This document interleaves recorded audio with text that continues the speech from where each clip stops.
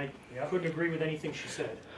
And her most profound statement was that basically in critical care transport, just leave the vent exactly the way you found it and don't do anything with it and you'll be fine. Not the case. Anybody who's done any vent management at all, especially in the critical care transport realm, when you're moving, knows that with acutely ill patients, which most of the people that we're moving are, they're generally out of the emergency department, most of what we're moving, or they come from the ICUs up in Glens Falls, which they're a pretty capable hospital, so they're sick as snot, and that's why they're going to, you know, a higher level of care, so to speak. So to say that you, as a critical care transport paramedic, should just pick up a patient and leave them, and count on just leaving them on the vent settings that you got them on is just not true.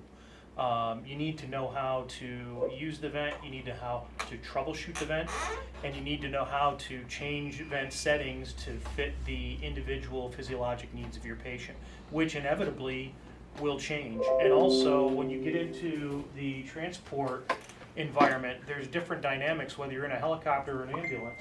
There's different dynamics in that field than them laying in a hospital bed. The transport itself can cause unique problems with the vent that can really be, again, challenging to their physiology and their physiologic needs. So you guys need to be able to troubleshoot these things.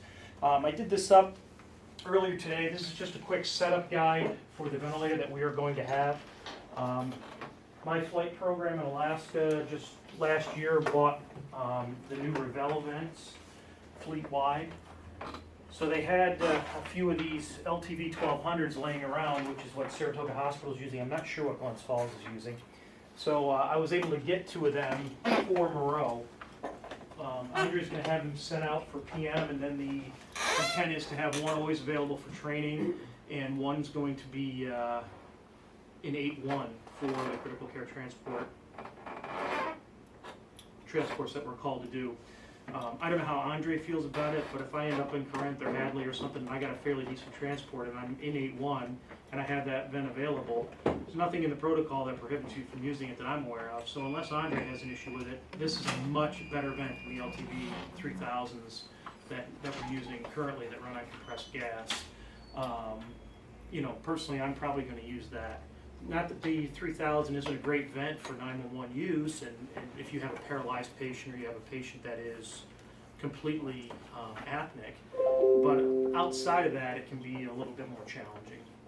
So anyway, these are a really good transport vent. They're pretty easy to use, they're reliable. Like everything else, you need to know it to be able to manipulate it to meet your needs and the patient's needs, and that's kind of what we're going to cover tonight. So few of the nice things about this vent, they weigh about 15 pounds, so it's not super heavy. You can get an external battery for a spare battery, which goes in this pouch here. We don't have spare batteries, so the battery itself is built in.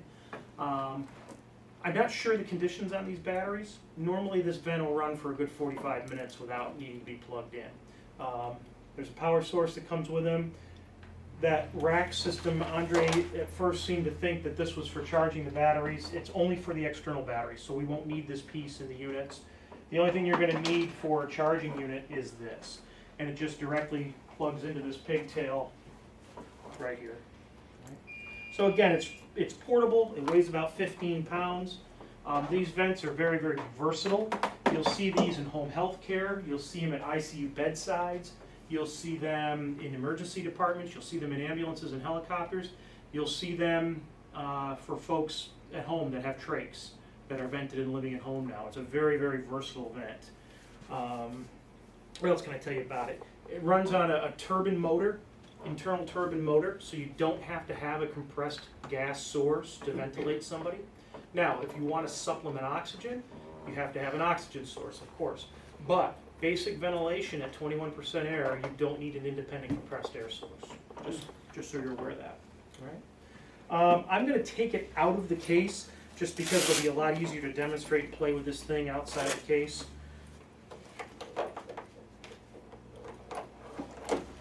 Used for adult literature says infant and pediatric patients. The program I came from, we would never use this vent on an infant, on a neonate anyway, and they have to weigh 5 kilos. So the minimum weight that a patient can be is 5 kilograms to use this vent. Not that we should be doing any of those alone anyway. I think Dr. Jagoda said it at 12 or 15 for the age limit for CCT. Anybody know? I'm not sure. He said it either 12 or 15. Andre would be able to tell us. So the patients that we're taking 12. independently, okay, have to be at least 12 years old. Yeah. I knew it was 12 or 15. So we're not supposed to be taking, a 10-year-old on a vent without a respiratory therapist. But we would never use infant mode on this. We usually just use either pediatric or adult. Okay, so again, this little kind of cheat sheet for you that I set up, and the computer's working. I'll bring up the picture that I need to show you because we have a couple parts that haven't arrived yet. Screen? I forgot to pull it down. Thank you. We We're couldn't not get the doing computer much to on work the anyways. computer. This is almost going to be all hands-on.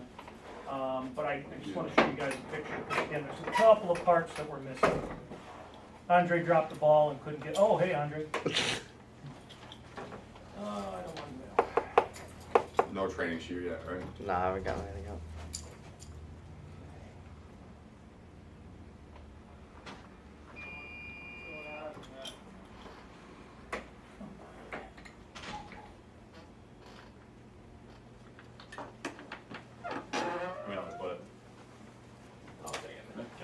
Thank you. All right. Good, how are you? You need a signature in it? No, all good, thank you. Thanks, man. Have a good one. Did you mind Sure. me to stay with you?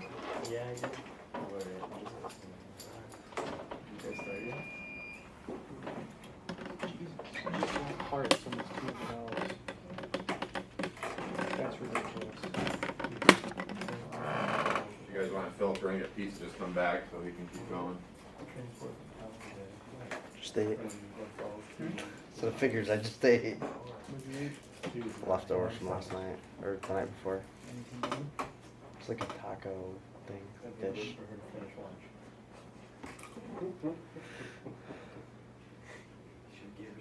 That Mexican place across from I eat that for lunch too. Advanced Auto. It's pretty damn good. That's what, who were I with last week? They said it was really good. I can't remember who it was. They said it was really good though. It's a Oh, little man. pricey, but Huh? I haven't it's a heard little anything. pricey, but everything they Did you like use is, last time? fresh. Yeah. It's fresh. It's just really good. Actually, wasn't it you that was talking about it? Sweet, No. I just amended the, open shifts. You don't like it? Okay. Sent out that email. Yeah, I can see that. Yeah. Okay, I'm gonna have to toggle back and forth between this. So there's two parts that haven't come in yet that have to do with the ventilator circuit itself.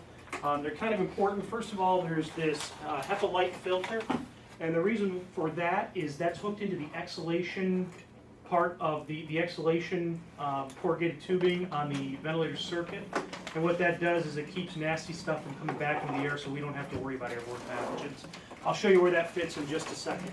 So you'll need to install that.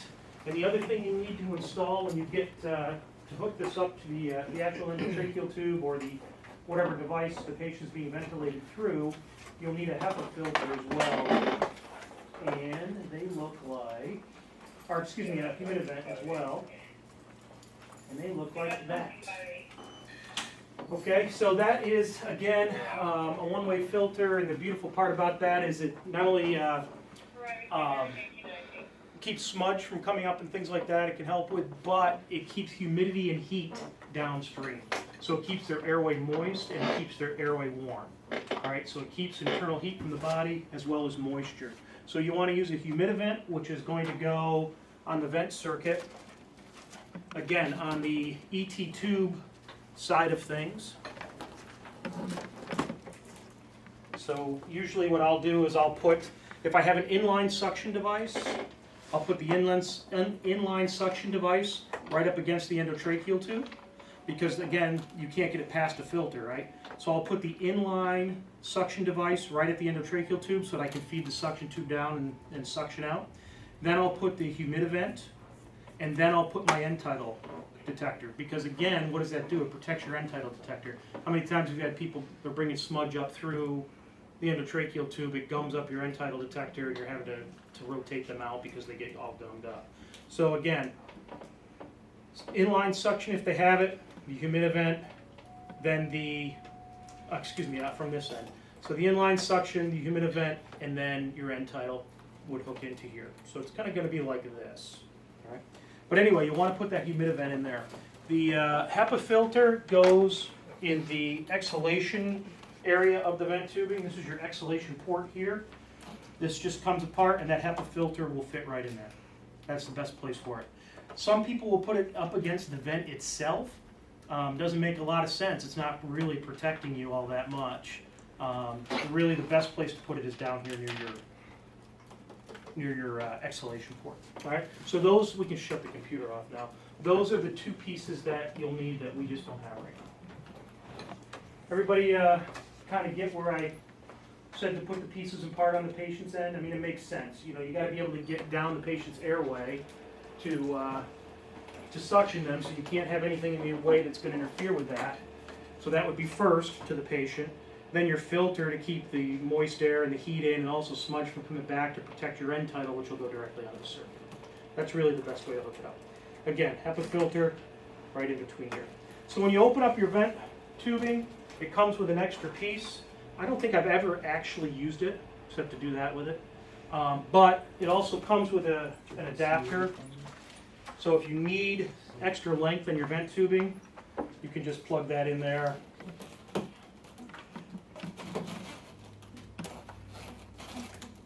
And plug that in there and give you an extra couple of feet, whatever distance that is.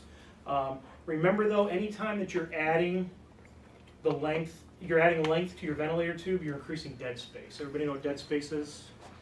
Dead space is air that's moved in and out, but doesn't effectively do anything to the human body, okay? So you've just increased your dead space, so you need more volume now to actually ventilate them, because there's that much air in this tubing that's just not being used for anything. So dead space really by definition is air that is not being used for oxygenation and ventilation. So it's kind of, again, dead space air, it's just stuff you're not using. So that increases your dead space. So I would use this pretty sparingly. In fact, again, I've never actually used it, but just know that it comes in. For our demonstration purposes tonight, we're going to use a fake lung here to play with this. And again, this is going to be mostly all hands-on. So connect the main vent tubing to the gas outlet on the ventilator. Business end of the ventilator is right here. Plugs in here very simply. Then you need to hook in your transducers and your exhalation tubes. Beautiful part about these is they're paramedic proof. There's 3 of them. There's 3 connectors here, and they're all different. So they only go one way. You can't hook it up to the wrong hole. Unless you pull these off and switch them around, you physically cannot mess this up. So screw the one in like that. The other one is a male to female. That was a female to male.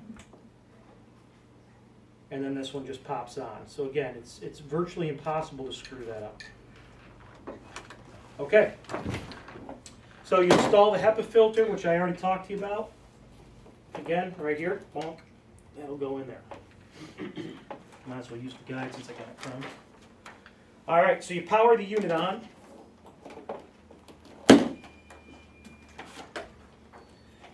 Lower left-hand button, just push and hold until it beeps. Now, if it's not plugged in, it's going to squawk at you because it's got a power issue. There is a silence button over here.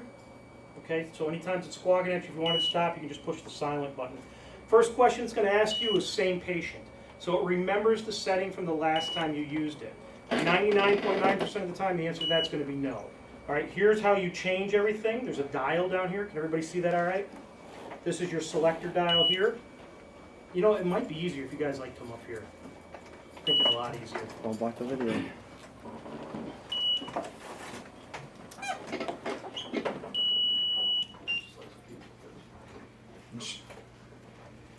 These guys think I got a fucking night. You do as long as you don't get a call. That's right. I ain't going. How's that? Oh, Andre. I'm going to boycott the Home of the Good Shepherd. It's all Andre Deluxe's call. Okay, so can everybody see the vent okay? So you turn it on here. Again, bottom left button, push and hold, it comes on. This is your master silent and reset button over here. So the first thing it's gonna ask you is, same patient, and the answer to that is no. So all we do is just turn our button here, and you have another choice, which is point. Now, let me tell you, the other reason why this is important, and I'm not hitting on the hospitals, don't get me wrong, but I've dealt with a ton of vent patients, and a lot of times, I wouldn't say a majority, but a lot of times, I've gone into hospitals, particularly ERs, and their vent settings are completely jacked up. I mean, completely wrong. And you know, the patient, you know, they're venting them at 30 times a minute with a, you know, with no PEEP and 100% O2. And the patient just doesn't need it. So that's the other reason why you need to know this. But volume control ventilation ventilates the patient by pure volume. Every time the ventilator cycles, it's going to give them that preset volume that you put in there. If you put in 100 milliliters, it'll give them 100. If you put in 1,000 milliliters, it'll give them 1,000. That's what's going to give every time. The normal starting range for volume, anybody know? 5 to 7, yeah. It used to be a lot higher. They used to preach 8 to 10, but that's gone out the window for a lot of years now. And really, the number is 5 to 6, 5 to 7 milliliters per kilogram is a good starting place. Okay, so you select either volume or pressure. The other thing you can do is pressure control ventilation. So, with volume control, again, it gives a set volume. Pressure, you set an inspiratory pressure, and you set a PEEP. And what it will do is every time it cycles, it will ventilate to that pressure rather than a certain number of milliliters. A good starting point for PCV, I might just plug this in.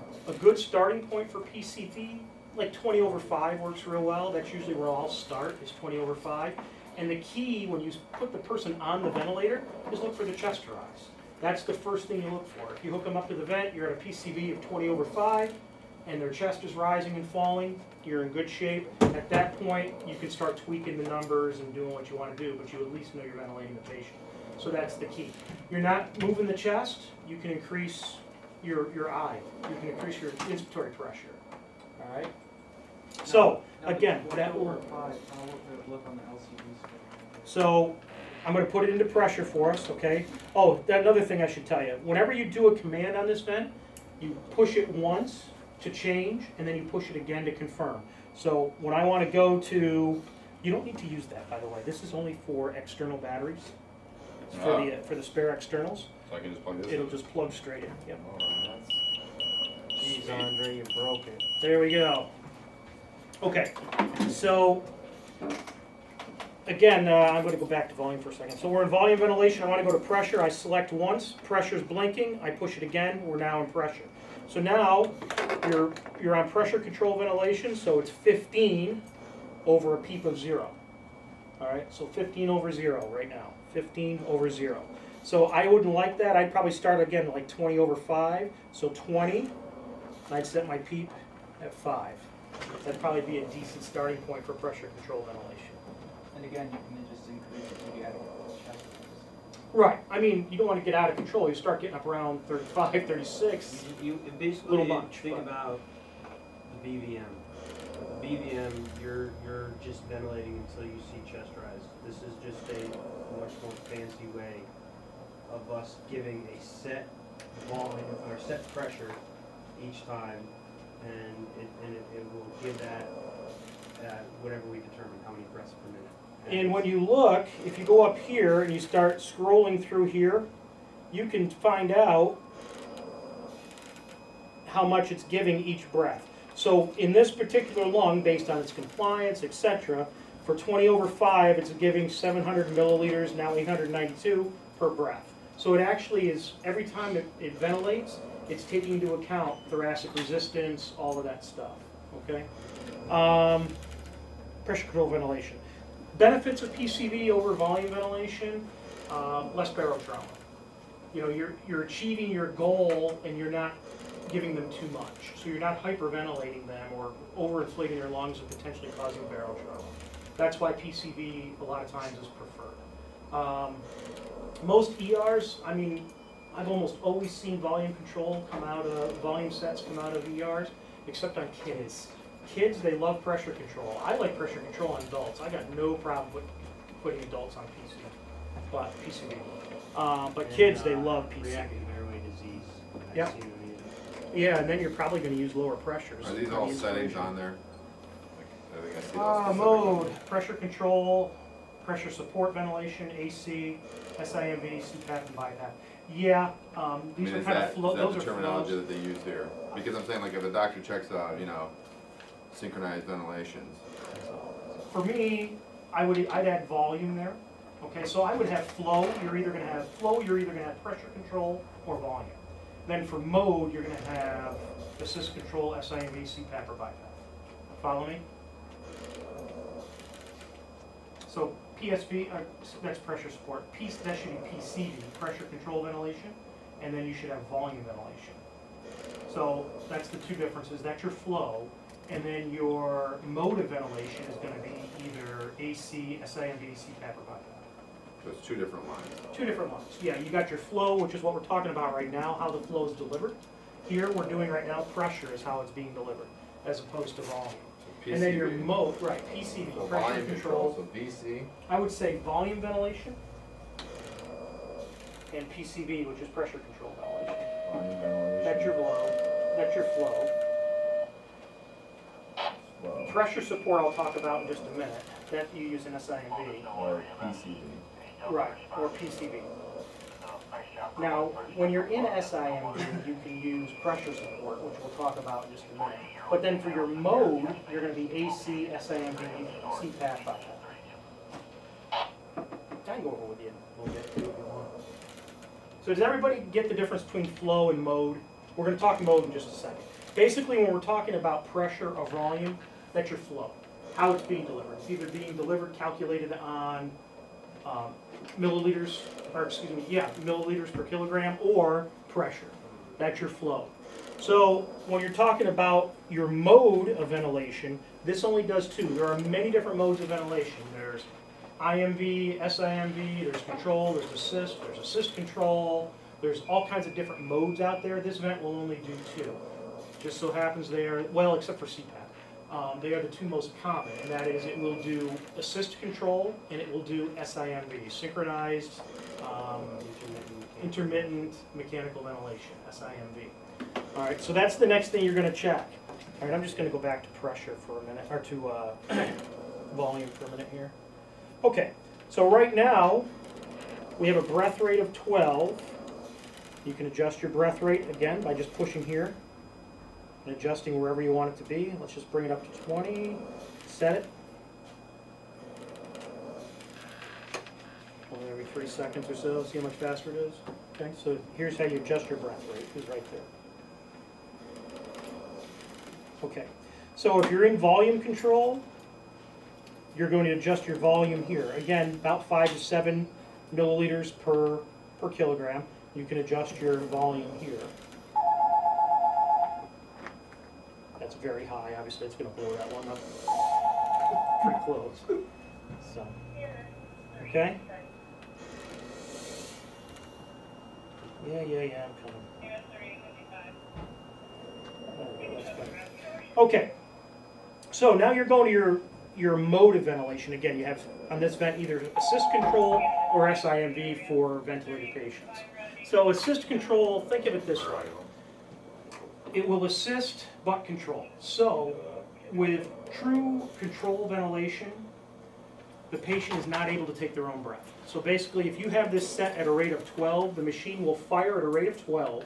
It will give them a breath rate of 12 is every 5 seconds. It'll give them a breath every 5 seconds at the preset volume or pressure, PEEP, etc., etc. No matter what happens, it's going to fire every 5 seconds. So if you try to take a breath, the patient tries to take a breath, won't allow them to do it. Okay? That's control ventilation. True assist ventilation is just that. The machine won't do anything unless they trigger a breath. And then it will give them the full shot of whatever settings you have. Assist control, which is what it commonly will see, that or SIMV, which this vent will do both. Assist control, it will give them that minimum 12, but if they try to take their own breath, it will blast them with the full shot to assist them. Get what I'm saying? So they're going to get that minimum of 12. They try to take a breath, it's going to hit them with 400, I time of 1, 21%, and 5 of PEEP every time they try to take a breath. So that's what assist control does. Now, SIMV, synchronized intermittent mechanical ventilation, that synchronizes with their own breath. If you're in true IMV, intermittent mechanical ventilation, no matter where they are in their breathing cycle, so let's say they're exhaling, and the machine says, okay, I'm at my time to give a breath, it's going to blast them even though they're exhaling, and the machine doesn't care. But with synchronized mechanical ventilation, intermittent mechanical ventilation, the machine will synchronize with their own breathing. So it's not going to step on them if they're exhaling or inhaling. They're going to let their own natural breath, the machine will let their own natural breath be done before it assists them. But when they do go to take their own breath or whatever, it does nothing. They have to do it all on their own. Okay, so that's the big difference between assist control and SIMV. Assist control, every time they try to take their own breath, it's going to give them whatever preset. SIMV, Somebody that's paralyzed. or somebody who's paralyzed. Yeah, that's a good point. And even if they're not, they're able to take their own breath, but again, the machine's going to hit them with whatever it's set at. SIMV, in true SIMV, it'll give them their full shot every 12, or whatever you have it set at, but it'll allow them to breathe, but it's not going to augment that at all. Whatever breath they try to take is all on them. Unless you add what's called pressure support, which I'll cover in just a minute. Pressure support, we only use that in SIMV mode, and what that does is it gives a little boost when they start to take a breath. The machine just gives them whatever you set your pressure support at. I usually start at like 10, and it gives them a little boost. So SIMV is a great mode for somebody who's not deep sedated or paralyzed. It's a great mode for somebody who's short-term going to be ventilated. You know, you don't think they're going to be in a vent for long, because you want to keep them exercising their own respiratory muscles and keeping strong, warding off atelectasis, that kind of stuff. Also, those are the big benefits to SIMV. The reason for pressure support, think about if you got a 7.0 endotracheal tube. They did this in paramedic school, right? They made you breathe through the 7.0 endotracheal tube. You guys do that in paramedic school? You know, and it gets hard to do. Well, same thing. If you're intubated and they go to draw their own breath, they're already pulling against a narrower hose than their trachea. So it's difficult for them to take that in. What pressure support does is, again, when they start to take that breath, it just gives them a little bit of pressure, and it kind of negates that pressure they're pulling against and helps them to get that breath in. But it still is encouraging to make them use their own respiratory muscles and keep everything open. All right? Are you guys following me, or did I? Okay. So I like SIMV. I set most of my patients on SIMV. Even if they're on assist control, I'll switch them over to SIMV, and I'll just throw in 10 of pressure support. So if they do start breathing on their own, they get that little boost. Bottom line is, if they're completely paralyzed, they're still going to get whatever you preset at a minimum. So to me, you're not hurting them by doing that. And AC, I could see if I were starting to come up with from sedation, and you know, every time I tried to take a little breath or something, this thing was blasting me, it would probably make me apprehensive, anxious, etc. I think SIMV is a better mode. So that's usually what I use. Your pressure support is over here. And again, you would only use that in SIMV because, why would you use it in assist control? Because assist control always gives you that full blast of whatever you're set at. There's no sense, you don't need it. It always gives you that first blast, that set blast. So you gotta be in SIMV to use it. Okay, so we're in SIMV now, and the pressure support button lit up, and we can adjust that to where we want it to be. Right. Your next button over is your FiO2. Very simply, you just, well, it's actually not FiO2, excuse me, it's percentage of oxygen. You just dial in whatever percentage of oxygen you want them to be at, set it. It's going to bitch because I don't have a tank on it. And again, you do need a compressed air source if you're going to add oxygen, which most of the time we do. All right. So there's your oxygen setting. Right? Sensitivity, this is extremely important. So right now it's set at a sensitivity of 1. And this is, remember I told you that things change when you're in a transport environment? Okay, let me get over to, it doesn't matter what mode I'm in actually. So now we're traveling down the road. And what did I tell you about SIMV? As soon as they, you know, it'll help, well, with pressure support, let's not go back to AC. It'll be more dramatic this way, that's all. Okay, so you're bumping on down the road, and remember with assist control, every time they try to take a breath, it's just going to nail them with the full amount, right? So it's doing it already. What's my breath rate? Breath rate's 10. Okay, so I'm holding real still. Let it breathe. So now we're bumping down the road a little bit. See how lightly I'm touching that? And it's giving them the full shot. So now all of a sudden, you can't figure out why your head trauma patient's got an end tidal of 12 or 15. Their SAT's 100%, their chest is going up and down, but they got an end tidal of 15. What in the hell is the problem? Oh, they're overbreathing their vent. They can't be overbreathing the vent. I paralyzed them 10 minutes ago with vecuronium. How the hell are they overbreathing the vent? Your sensitivity's set too low. So every time you so much as move this tube, it's triggering a breath. Okay? So you turn your sensitivity up.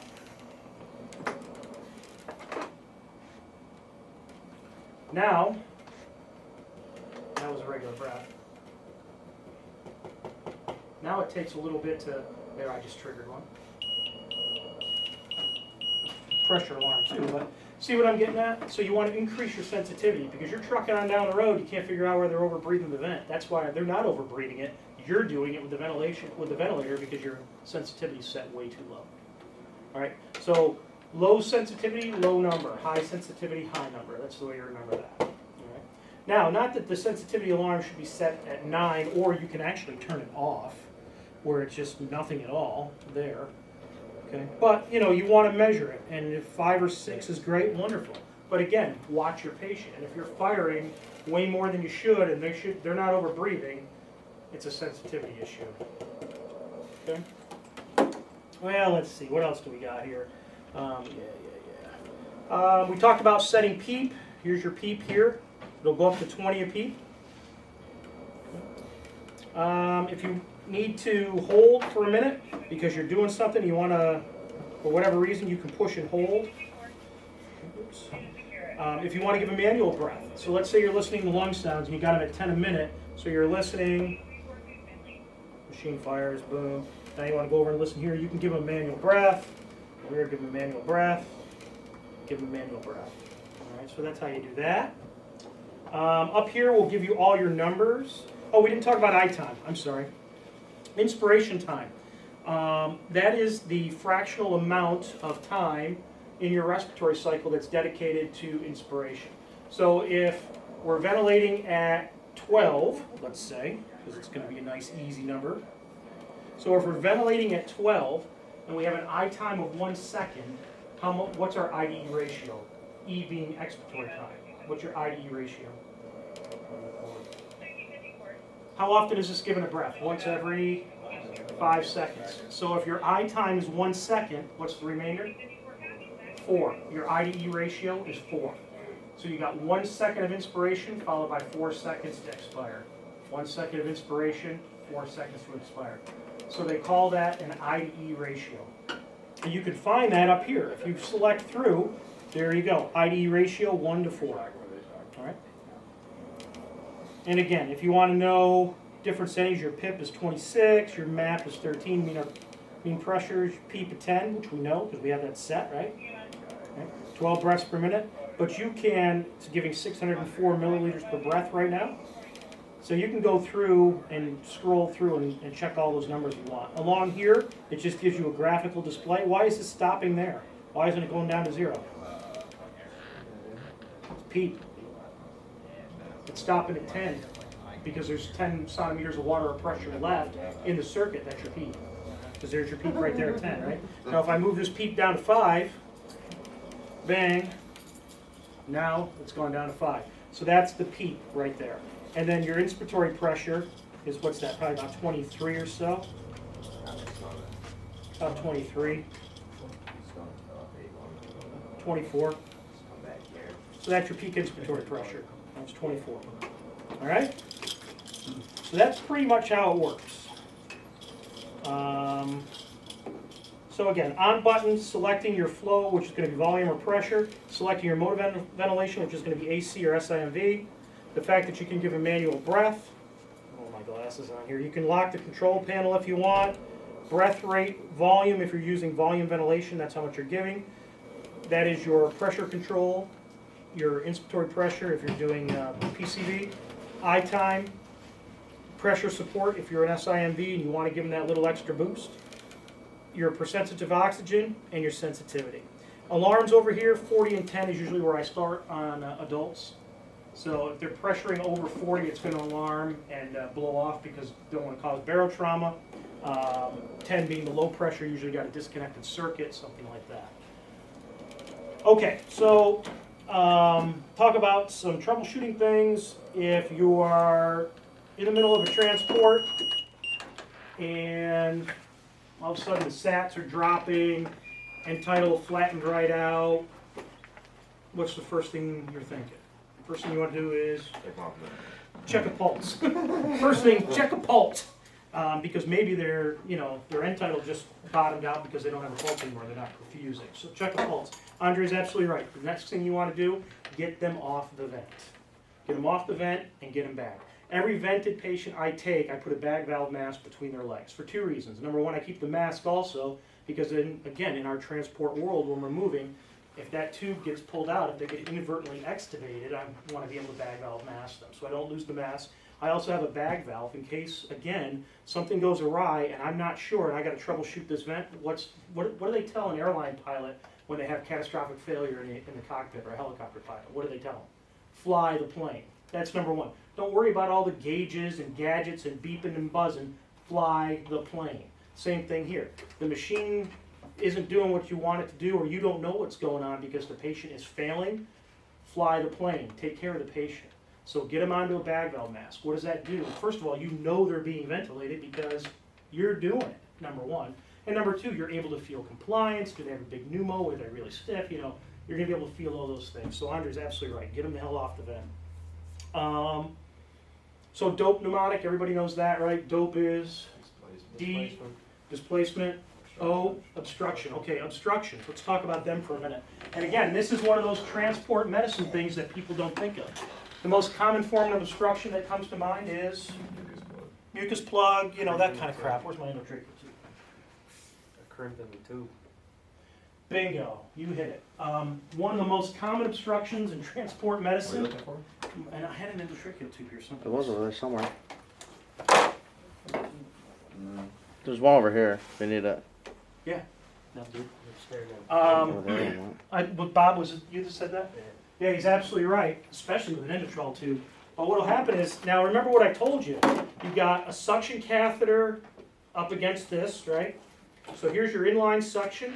You've got your humidivent, and you got your end tidal. So you got about this much heavy stuff hooked into here, right? I'll tell you what happens a lot of times is they'll be laying next to the patient and it just kinks off. And that is your biggest form of obstruction in transport medicine. What I do, this works great. Take the vent circuit, so if the patient's head is here, take your vent circuit and take a piece of, what's the tape on top? Like cling or something. No, I just use tape, the plastic tape. What do they call that? Transport. Take some transport tape, go around the vent circuit up to the railing and back down. The beautiful part about that, it'll hold it just like this so you don't get that kink. And also, if you get into an accident or whatever, it's just transport tape. It just rips right away. When you get to the hospital, you can just rip it right off and go. But that's what I do. I hang it from the ceiling. And just like that, and you don't get that obstruction. Bob's absolutely right. Cling too for I that. used The only thing is just don't forget to unhook it when you're pulling the patient out. Yeah, that's why I like the transport tape, because it just rips right off. I used a towel roll and I'll put it on the chest. Yeah, do that. 'Cause, back in the day we had that Zoll CCT monitor. Yeah. And the end tidal. Remember that little thing they Yeah, had the zero? gray box. And you plug it in. That thing was heavy. They're heavy. Yeah. They So are. it's just dangling on the end of the tube and Most you common get- form you- of obstruction in transport. yep.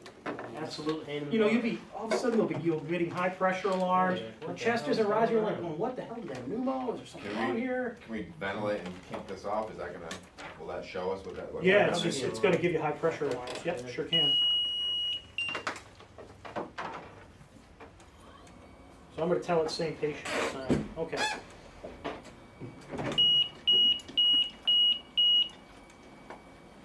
So yeah, if we kink it off, you're going to get high pressure alarms. See, it's right there.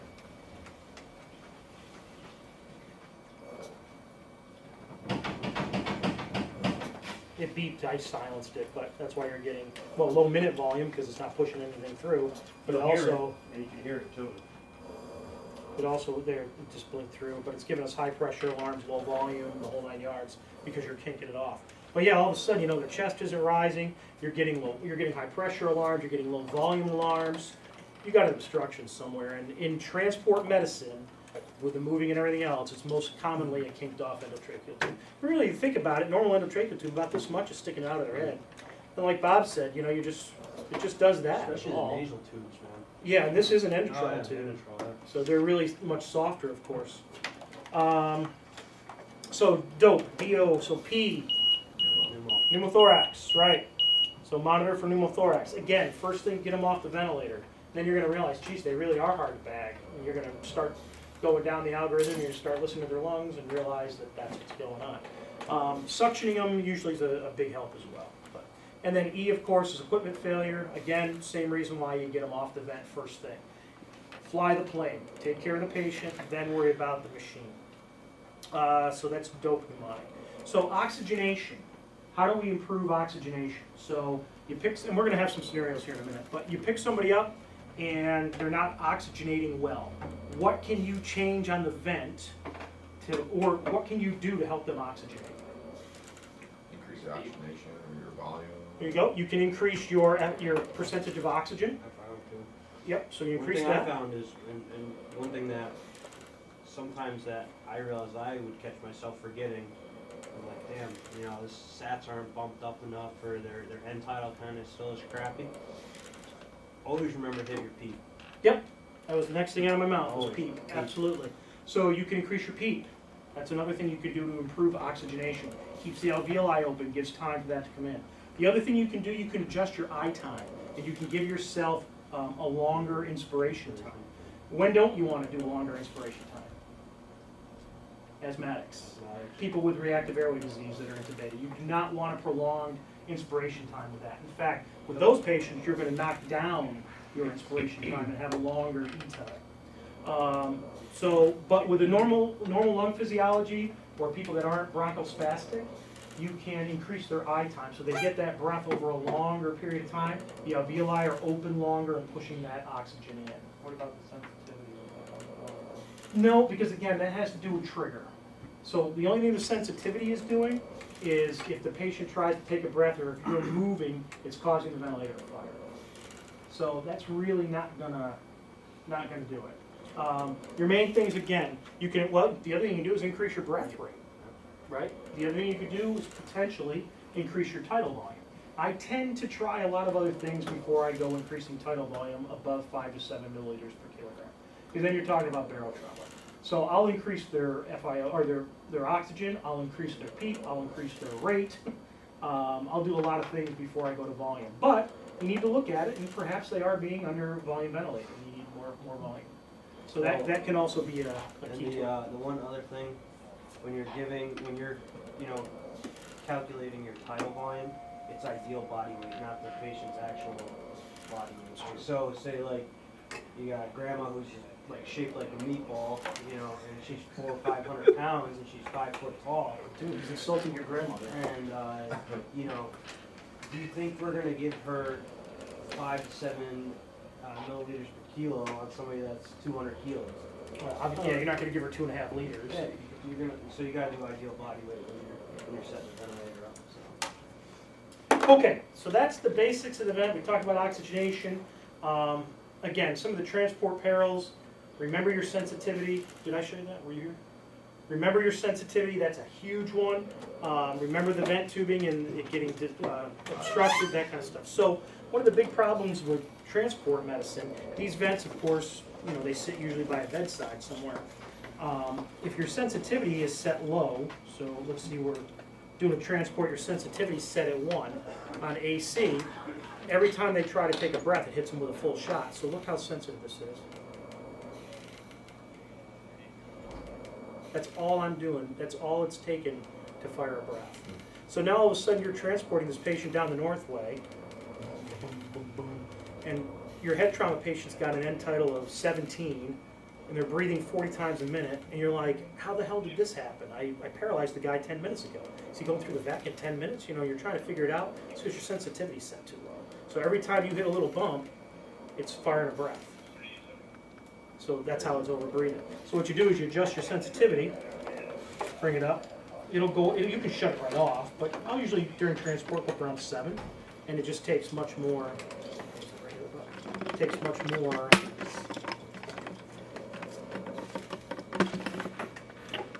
If I could, That's to not take a really breath. just control mode though. That is only in assist control mode. Not only, but yeah, assist control, absolutely, because assist control will allow you to breathe. Control will not. Assist control will allow the patient to breathe, and every time they do, the ventilator hits them with a full shot. Okay. So every time this patient tries to breathe, they're getting 400 at a nighttime of 1, 21% with 5 of P. Every time they try to breathe. That's a high pressure alarm. Get it? Yep. So watch your sensitivity.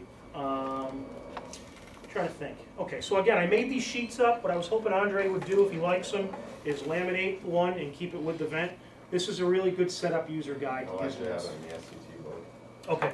The only thing I can't do with that, because every patient is different, other than improving oxygenation and figuring out if there's some kind of ventilation failure, the dope pneumonic, I can't really spell that out for you because there's an awful lot that goes into why these patients are the way they are. What's the bottom line? You get them on a ventilator and things are changing, just as long as they're ventilated, of course. Treat the underlying issue. If they're bronchospastic, you may have to give them bronchodilators. If they're in pulmonary edema, is there any reason why a vented patient can't be sat up? You may need to sit them up. You may need to suction them. You may need to give them, you may need to increase the nitro. So they're on trial at 40, you may have to kick their, CHFers, a lot of hospitals will start at 100.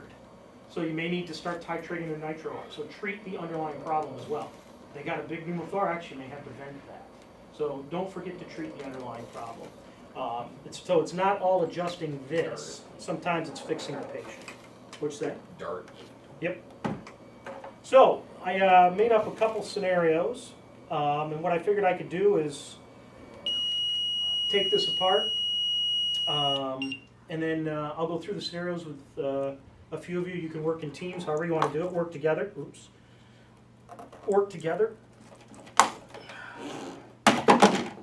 And go through the scenarios with the vent. They'll screw in or pull out. What's that? They'll screw in or pull out. So I was explaining to these guys, these are idiot-proof. There's 3 of them, but they all have different receptors. So one's a male, one's a female, one just plugs straight in. Pulling on, that's why. Yeah, the one I- Twisted. Oh, yeah. got it. So this one just kind of caps on like that. So you can just pull it straight off when you're done. All right. So that's what we'll do. Let me grab my sheets here. And I don't care if you use the cheat sheets. Not me. I have them sitting right there. You see where I have paper laying around somewhere? Probably over here to the right. Huh? Yep, that's the one. Thanks. All right. So again, come on up, work them as a team. Let's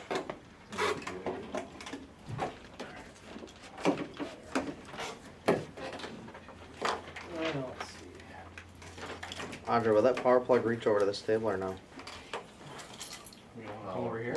Because I can't get this any of the front of that. You wanna, That. you're saying plug it in over here? I don't know. Will it reach across to this table?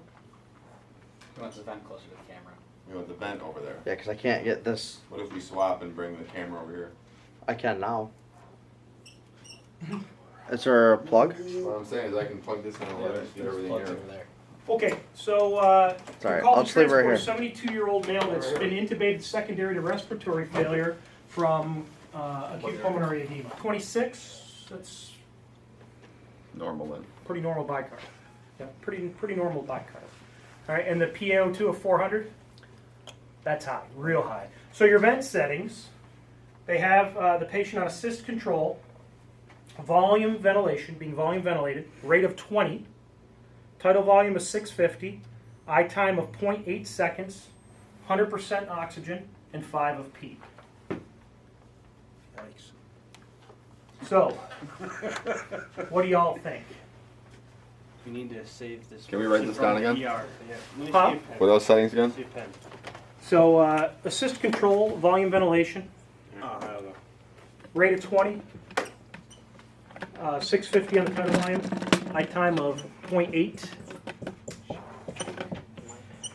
100%, and 5 a peep.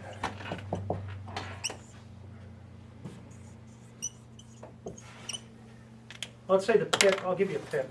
Pip's 35. I'm actually 34. There you go. Pip is 35. Newly 34. Okay. So why don't we set up the vent using their settings? Whoever wants to do it. Right, right. Set up the vent using their settings. It's Dr. Ray.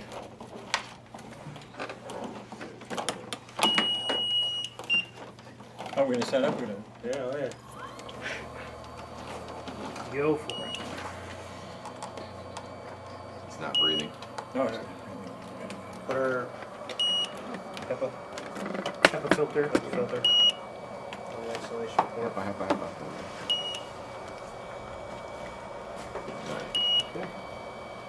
So first thing, choose your flow. So your flow's down here. It's either going to be volume or pressure. Or volume or pressure. So it's on volume. That's right. No. Then it's going to be assist control or SIMV. He's on assist control, so that's a good thing. Oh, I'm sorry, you guys haven't even gotten that far. There you go. Good. And this is our last patient. Okay. There you go. So now so he's assist control. So what you're gonna do? It's on assist control right now. You change the breath rate. So now we'll put it up to 20. And his tidal volume is 650. Woohoo. Ew.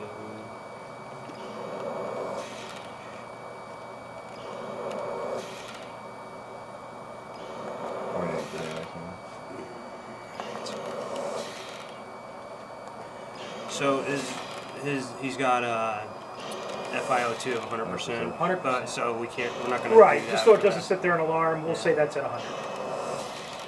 So even right now we're getting high pressure. They don't need to be at 100%. So what are you guys' thoughts? Decrease the O2. So really with these numbers, he's borderline alkalotic. So you would wonder, if they intubated this guy for respiratory failure, what the hell is he doing with a pH of 7.47? What happened is came in, hypoxic as snot, respiratory failure. For the last hour they've been treating them, they've been hyperventilating the shit out of them. So that person bagging was probably bagging him at 30 times a minute for 30 minutes until respiratory got down there with a vent, and then they put him on 20. So everything's been blown off. 70 kilos. And that's why your PCO2 is over 24, right? Probably was 74 when they started, Sure. right? But now it's 24. So the first thing I would do in this, well, I'll tell you the first thing I would do, look at that volume. Man, take it down. That's almost 10 milliliters per kilogram. So I would take my volume down first. So no, just hit this. Bring it down to like 500. 70 kilograms? Yeah, I think going down to 500 would be a good start. Yep, I agree. I think that would work. And now You've taken this down. What's the first thing you're looking for? Bob, I know you're going to say it. What's the first thing you're looking for? You've taken this down to 500? Chest rise. Yep, making sure the chest is still rising and falling, right? So that's the first thing I would have done was taking some of that volume out of there. Then what's the next thing you might want to do? breath rate. I would take down the breath rate as well. Bring that down to like 14 or 12. I'd probably bring it down to 16 and see how they do on it is probably what I would do. Bring it down to 16. So now we're causing less barrel trauma here. And hopefully this Where number... did we set the PIP on this? The PIP is calculated. And you can find it by just Well, selecting they said it was through. 27, and I'm just saying this was 35. Yeah, the reason why I was giving you a high PIP, why I was giving you a 35 PIP, I gave you that number because I wanted to prove that the patient was being overventilated. Too fast, too much volume, and really over too little a time. But your PIP will be displayed. There's your PIP right there, 27. So when you go to bring down the breath rate, don't bring it down dramatically. Just start little increments. I go little increments. Yep. Most of the time with this, you're going to want to do things little increments, unless it's like completely crazy. You're going to want to do little increments, give them a couple of minutes, see how they do, and get them back to where you want them.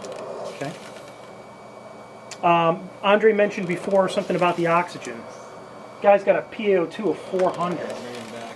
Bring it back, yeah. I'd cut it in half right away. That's exactly what I would do. I'd bring him to 50% and see what he does. Yeah, I'd bring him to 50% and see what he does.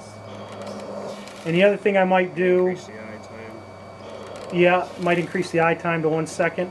And think about it. What do we do for our CHF patients in the field, usually before we intubate them?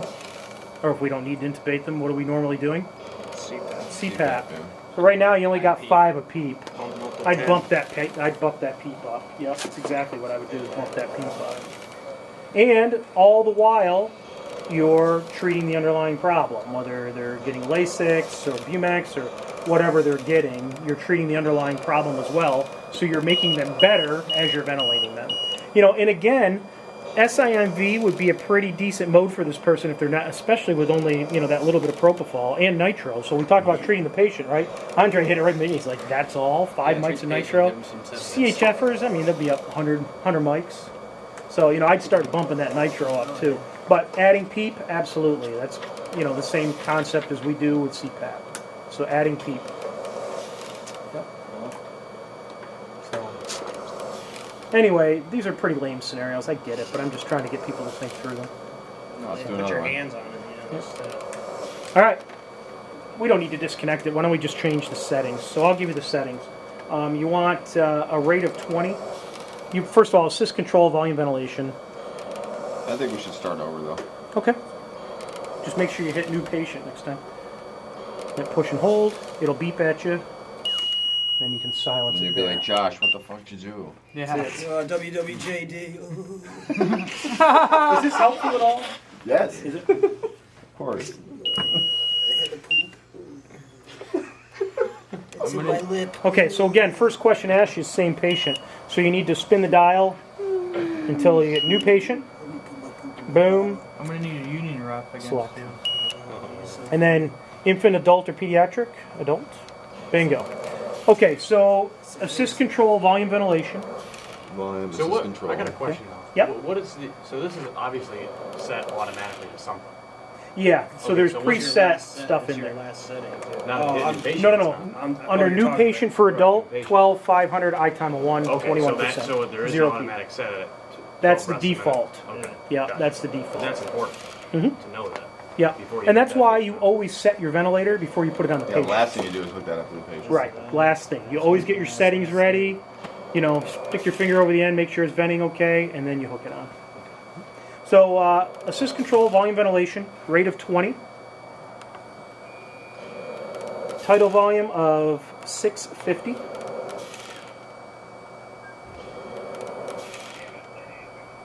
How much patient weigh? The patient weighs 80 kilograms. Eye time of 1 second. 100% on the oxygen. 5 of PEEP.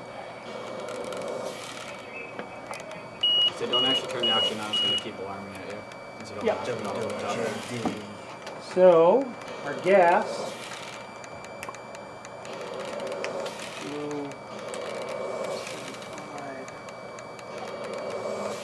Is 400 again. What's that number? 22 on both. So, medications, we're on propofol at 20 mics, terbutaline at 5 mics, whoa, and epinephrine at 5 mics. So why terbutaline and epi? Because terbutaline will drop your blood pressure. A lot of times when you're giving higher doses of terbutaline, you need to add epinephrine to keep your pressure up. So this is a 23-year-old female that was intubated secondary to asthma exasperation. And again, it's a 60-mile ride to Albany. She's 23 years old, again, and weighs 80 kilograms. So, thoughts? She's acidotic as heck, yeah. So, tell me about that gas first. Shitty. Yep, shitty. What is it? What, diagnose it. Respiratory acid. Pure respiratory acidosis, right? Because where's your bicarb? Right where it should be. 22 to 26, your bicarb's good. This is a pure respiratory acidosis. Okay, go ahead.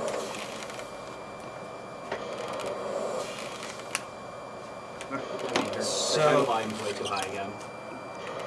So take the tidal volume down. Breath, you need to decrease that breath. And bring it to 16. If they're respiratory alkalosis would be hyperventilation though. I take this So the rate's down, probably good. it's 80 kilos. Well, except the reason why, think about asthma for a minute. Like 400. What's the problem with asthma? It's not She's inspiration. retaining. She's That's retaining because she can't expire. So I would actually bring the I time down, E time, extended E time with a CSI. Bingo, Bob's you got know. it. So the key to this scenario, you can mess with your oxygen and everything too, but the key to this scenario is bring your breath rate down, I'd actually do like a 0.6. 0.6, 0.7, yeah. Yeah, and then Don't forget to confirm it so it'll do it. There we go. There, now it's doing it. See how much faster it's giving that breath? But if you look, what did you just hit? Did you switch? I just switched. eye time. See how much faster it's giving the breath? Now, But if you look, now your I to E ratio, is 1 to 5, or 0.6 to 5.2. come on, there we go, 1 to 5.2. So now you're getting a much longer expiration time. And even better, get that rate down. And she can sigh. Now she's got all this time to expire. Because that's the problem with asthma, right? They can't get it out. Right. So you get a quick breath in, now she's got all this time for expiration. So now your ID ratio is 1 to 9. And another thing I would do is try throw an inline in here.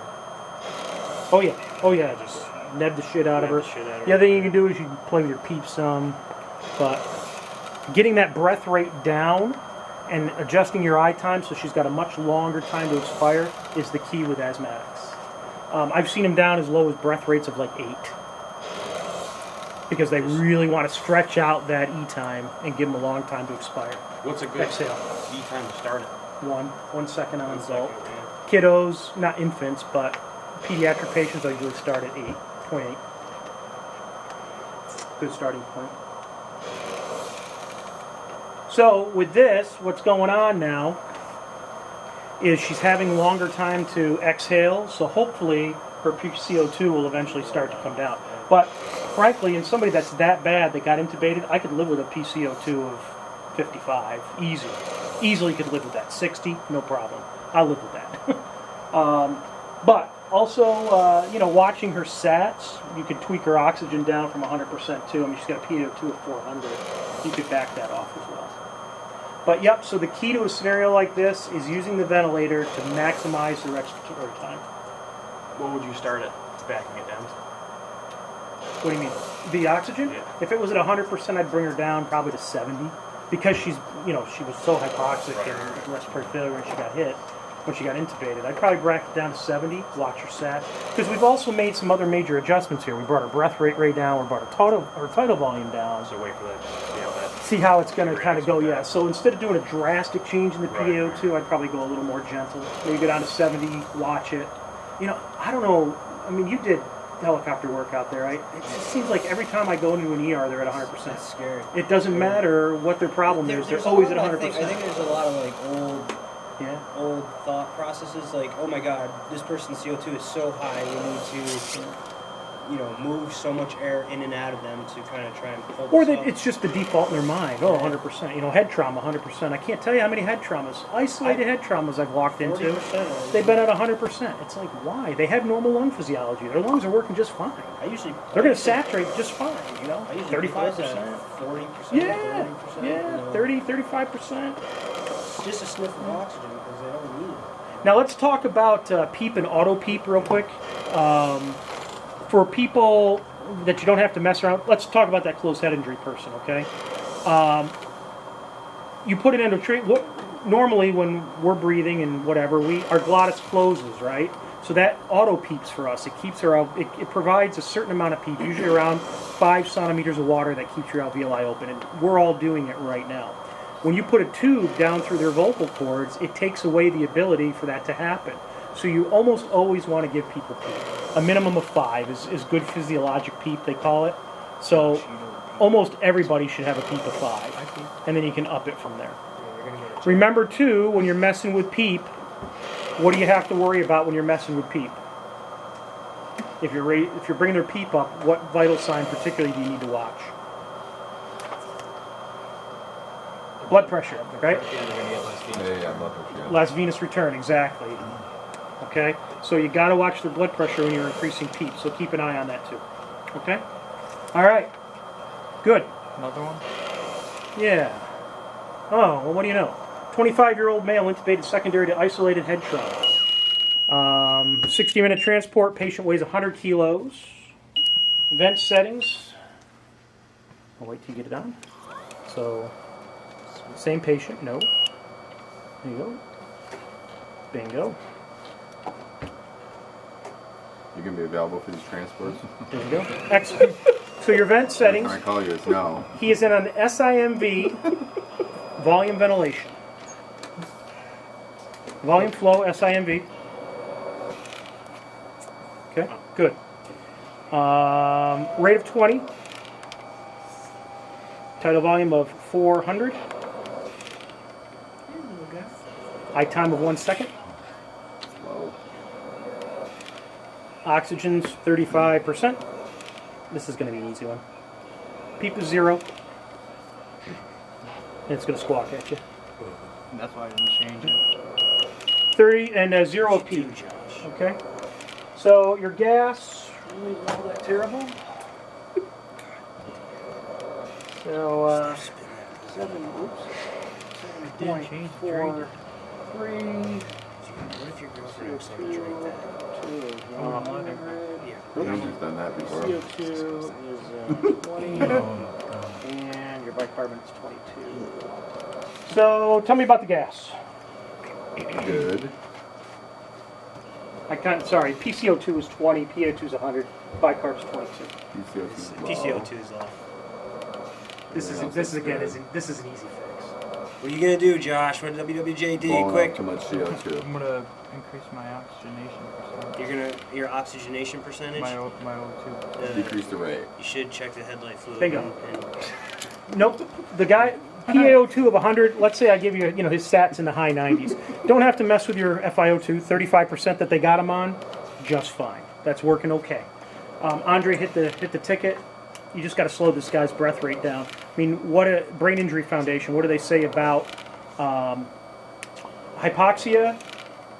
hypotension, and hypocarbia are the 3 killers, right?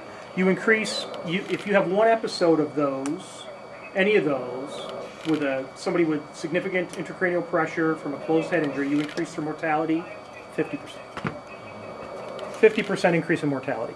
So you never let them get hypotensive, you never let them get hypoxic, and you never let them get hypocarbic. Okay? So yeah, bring that rate down. Volume, what do you think of a volume of 400 on this guy? Probably low. Maybe a little low, so, but his gas is telling us otherwise. But his gas is good. You're seeing chest rise. He's saturated in the high 90s. So don't touch it. I probably wouldn't The mess with it. disadvantage of tweaking this on the way down is that we're not going to have a repeat gas to look at to see if things are improving. No, but you We got can look at the other stuff. end tidal and sat.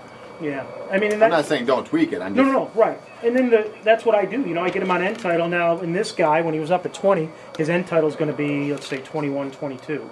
I'm going to back that down because I want to get his end tidal up to the more 35 range, Yeah. So again, this is an easy one. So now you're traveling on down the road, headed to Albany.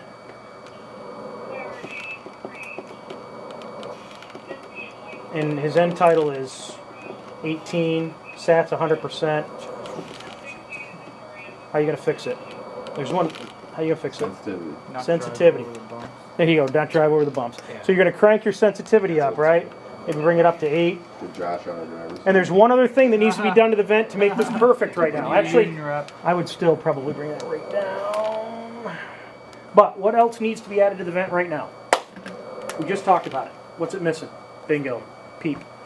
So give this dude 5 a PEEP. Just physiologic PEEP. And you're in pretty good shape there. Pretty good shape.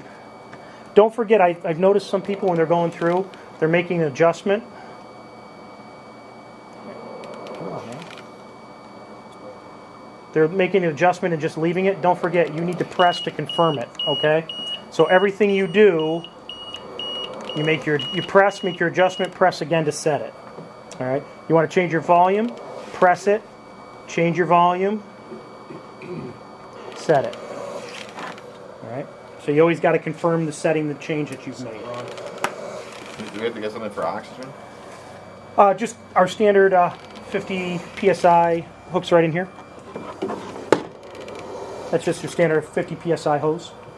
Hook up to an oxygen cylinder. Same thing we use on the LTV 3000.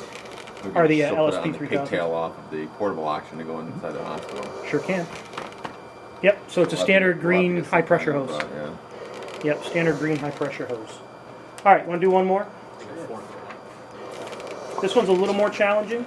And this one, I want you to really, when we start here, start thinking about the physiology of what's going on with the patient, because this is going to be one that's going to trick you. All right? All right. Let me just write the gas up here. So, You don't even know what you're setting it up for. It's a new I didn't know scenario. he's not gonna do a peds. It's that poop in your lip that's making you. Then we'll change it. Change the poop in your lip? I need a union rep. Can you get me one? Done there, done that. We're in here. That's right. Look, it is a peds. Look at that. Go ahead, turn it off now. WJD. okay, so this unfortunate young gal had been sick for a few days, developed altered mental status, was brought to the hospital by her family, where she became very obtunded, and they noted that her blood sugar was extremely high, let's say 650. So they could not, she could not maintain her own airway, so she was intubated and she's being sent down to the PICU in Albany. 15-year-old female, she weighs 50 kilos. Okay. So your vent settings are as follow. She's on pressure control ventilation, PCV, 18/5.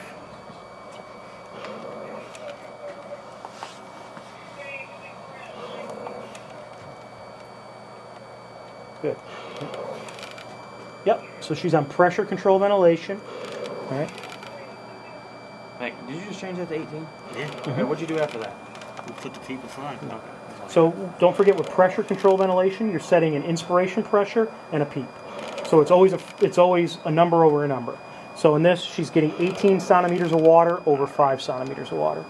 Okay, and SIMV. Good. All right. So pressure control ventilation, SIMV, 18/5. Rate of 12.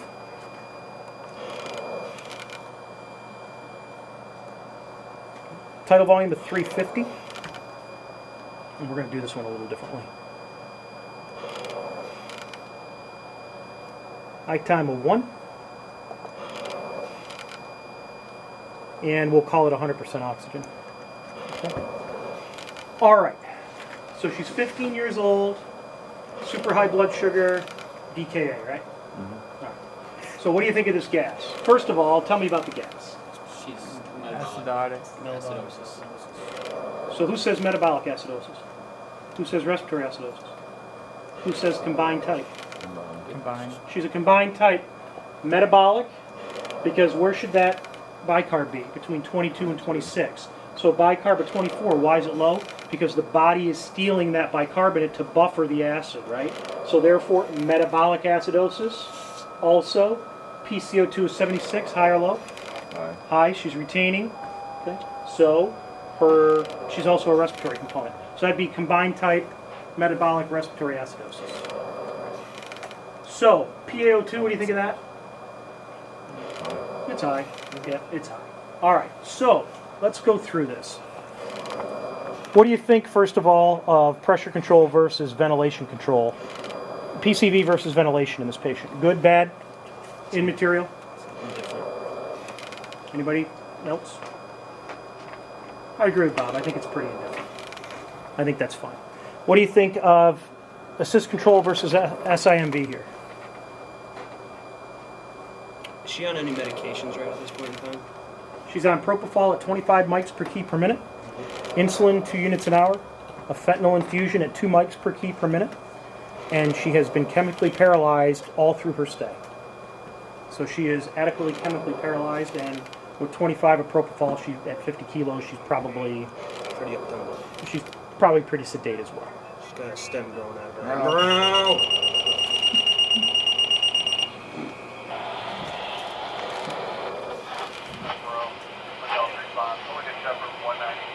That's the only place I go, man. So, I mean, wait, what was your question? Right, I think. so SIMV versus assist I- control. Oh, they are going. Again, it's indifferent as well because gonna go, Mike? you know she's You don't mind? Okay, thanks, and I'll I'll go finish over up to these A1, guys. give him a hand. she's heavily sedated. You know she's Right. receiving You wanna paralytics. shut this off? I agree. It's I don't not- have a, to me, The button on the back. Oh, really? to me, SIMV versus AC in this particular case, I really don't Yeah, care. I'll be back. You know, if she starts to come up from the paralytic and she can Thanks, take a Ron. breath on her own, it'll allow her to do it. And with a pressure support of 10, it'll give her a little boost. I'm happy with it. Okay, breath rate of 12. I'm actually kinda high. Increase. Well, no, it needs to increase because Increase you're the CO2. she's- Think about it. How many times have you guys treated DKAers? What's their respiratory rate? It's High. high. 24, 30. Yeah. Key factor, especially with kids, if you're going to intubate and paralyze a kid in DKA, remember they're breathing 30 times a minute for a reason. You need to at least start out breathing them like at that rate. So this rate of 12 is way low. Way low. 20, 22? 20, 24, yeah, I think. I'd go to 20 probably and see how she did. Watching her end titles, of course. Yeah, and I'd see how she did, but perfect. You want to increase that rate because again, she probably came in breathing, 30 times a minute. Because again, what's her body trying to do? It's trying to blow off all that acid, right? Hence, so why did she have a PCO2 of 76? Because her rate was only 12. She was being hypoventilated for her physiologic condition. For the diabetic ketoacidosis presentation, she was being hypoventilated. So that's why her CO2 creeped up. She's obviously in DKA, so she's got a metabolic acidosis as well, hence your combined type. Very serious acidosis, So- like near deadly We're acidosis. gonna, we have to correct that too. I mean, I think in our transport, if I rolled in onto this, I'd be starting a bicarb infusion. I'd be putting inline nebulizer. Just, Why didn't have the dry potassium? Yeah, just to keep us in a happy spot. Yeah. The other thing you're going to be doing with this girl is giving her fluid, obviously. But I agree with Bob. I mean, I'd be on the phone with the intensivist at Albany Med saying, listen, should we be starting a bicarb drip and see what they say. But yeah, I mean, really, that was the trick right there. You got to get that breath rate up. Yeah, got to get it up. 18 over 5, I think just as long as you got good chest rise, you're okay. And bottom line is, with a PaO2 of 390 and let's say 100% saturation, she's oxygenating. So she's getting it. She's getting what she needs. So again, the key to this one is increasing your rate. Now, what about eye time? Any worry with eye time here? Anything you got to do with that, or is that okay? What is our time? It's 1. 1 second. Yeah, I think that's fine. You could. I mean, kiddos will take shorter breaths. I mean, you could, but I think, again, looking at the numbers, I think I'd leave it right where it was. So, eye time of 1's fine. Pressure support of 10. Again, she's paralyzed. Probably not going to do anything anyway, but if she does start to come up and she wants to take some breaths with a pressure support of 10, that's going to help her get over that hump of that little tube in her throat and help her breathe a little bit. It's a sick person. FiO2. This girl does not have an O2 problem. She's got normal lung physiology. There's no gunk down there. Is there any reason for her FiO2 to be 100%? No way. I'd be back in that FiO2, that oxygen percentage way back. So it Yeah, almost I'd be seems- knocking that down to 50% right off the bat. It almost seems like every scenario we've been knocking that down. Like when you give us this scenario, it's already preset at 100, but regardless, we've been bringing it down. Is that almost seems like automatic? No, one of them I gave you was only 35%, but no, you're right. No, but I think Bob said the same thing. Man, I'm telling you, it just seems like 70% of the transports that I've done, when out of an ER, the patient's been on 100% O2, no matter what their problem Why was. is that? 100%, because I think it's just the go-to. I think it's just what the RTs or whatever. It's just the first thing that pops in their mind. They're going to be in a ventilator. It's an emergency vent patient. I'm going to stick them on 100%. You don't think It's they teach almost them like that? the BLS ideology of just giving everybody 15 liters right off the bat. Right, For a same sick idea. person, give them oxygen. But would 10 be better? Or Short patients? yeah, no, that's the extension. We'll talk about that in dead space. But anyway, so bottom line is, again, look at your patient, treat the underlying causes, and do remember, and I'm not hitting on anybody, but it's just a fact. Sometimes you'll get these patients and their vent settings will be jacked up when you get them. That's the bottom line. And again, understand that we're not in an ER somewhere, and when you're in a moving vehicle and you're moving on stretchers and all kinds of things, there's all different kinds of perils that come up with that. And again, sensitivity being one of them, the tube being kinked off being one of them, being inadvertently extubated, any number of things. So transport adds a whole new dynamic to that we really need to pay attention to in the field as well. Make sure your tubes are locked down good with a tube holder. You know, if you get to a hospital and they're just taped in, you really want to make sure it's in there good, because again, the dynamics of transporting this patient, better chance of extubating. It can go wrong, it can go wrong. Yep. And again, always keep a BVM with the mask right accessible to the patient, either right next to their head or between their legs, someplace where you can immediately get them. If you have any kind of failure to ventilate whatsoever, first rule, if they got a pulse, get them the hell out. Well, regardless, check a pulse, get them off the machine, and hand ventilate them. And then, again, fly the plane, fix the problems, then they can go back on the ventilator. Now, did you always get a habit of keeping a extra oral adjunct with the BVM just in case there is a problem with the tube? You know, in honesty, I haven't, but it's a great idea. It's a great idea to have a properly sized OPA sitting there. Absolutely. Yep, not a bad idea at all. Not a bad idea at all. Every RSI I do, and when you guys do it with me here, you'll notice, I take, after I'm done and the tube's secure, I take the mask and I either tape it to their chest, if I'm bagging them, I tape the BVM mask to their chest or to their forehead. I'll literally take transport tape and just tape it to their forehead. I always put the 10 cc syringe In the hole. In the mask. I always taped it because I put everybody in headphones. Yeah. It's just habit. Yeah. I just keep it right there. Save my butt more than I once. guess it's not bad, yeah, especially with the 10 cc syringe since I was losing those. Yeah. Yeah, no, great idea. I usually stick it right in the hole of the BVM mask. But yeah, so, you know, warding off the evil spirits that way will do tons for you.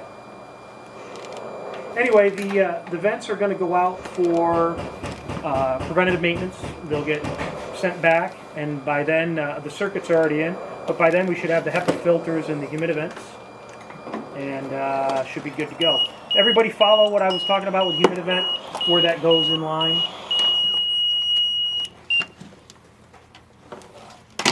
And I hope it was helpful. That's it. Thank you, Glenn. Yeah, no I problem. appreciate it. Eat the pizza. You turn this off?